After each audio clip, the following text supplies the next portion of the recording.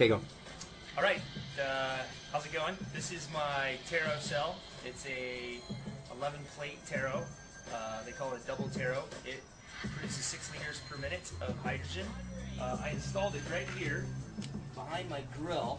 I think you can see it right here between the license plate and the grill. It's kind of hard to see back there, but there's a radiator mount, and I decided to mount it right between the radiator and the bumper. That's just seemed like the best place. I looked at a lot of places.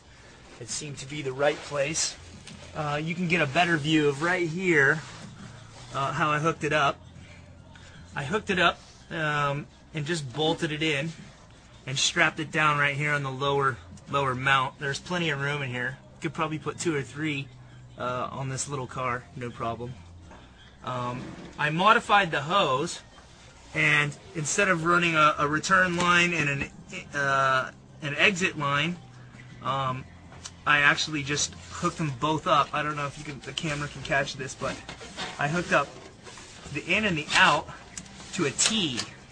Okay, and then this T goes to one hose, and then the hose feeds its way up through the car, and it feeds its way up here through and back around the battery. So you can see this is actually the only hose that's going to the Taro cell.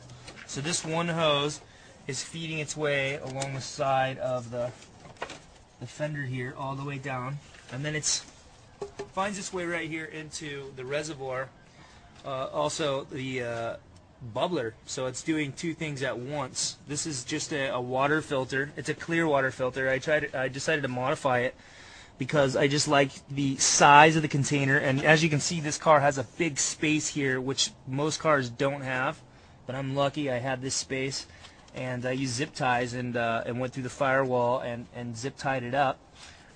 This one hose goes into one of the outlets and inlets. It goes into one side, and it just has one of these elbows on the bottom of this. You can't really see it through the camera, but the water goes in here, and then this T actually goes here to this water trap, just to make sure that no water, absolutely no water, gets into the motor. We don't want any water getting in there.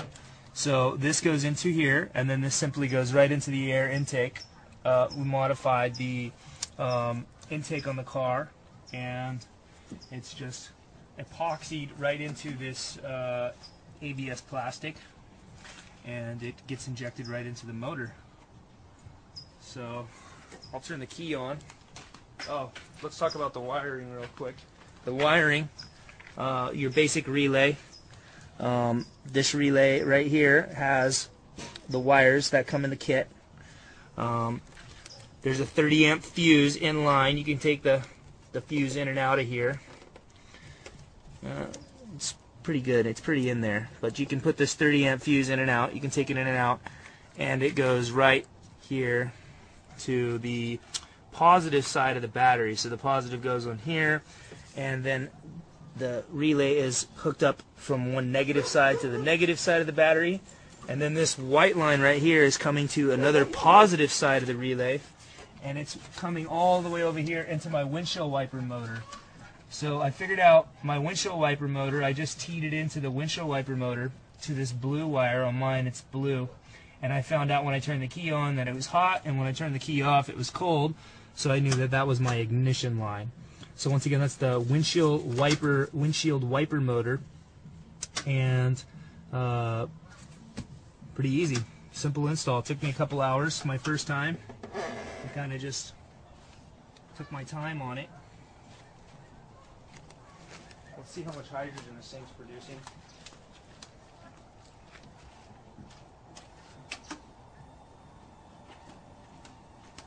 This thing might be a little bit of condensation on here. I'll cheat and I'll get some of the. There we go. Now you can see it. So the key, I just flicked the key on, and it is bubbling away right now, as you can see.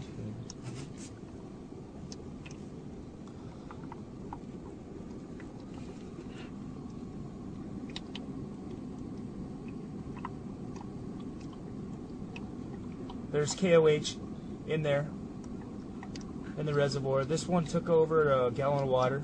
This whole system takes about 1.5 gallons of water.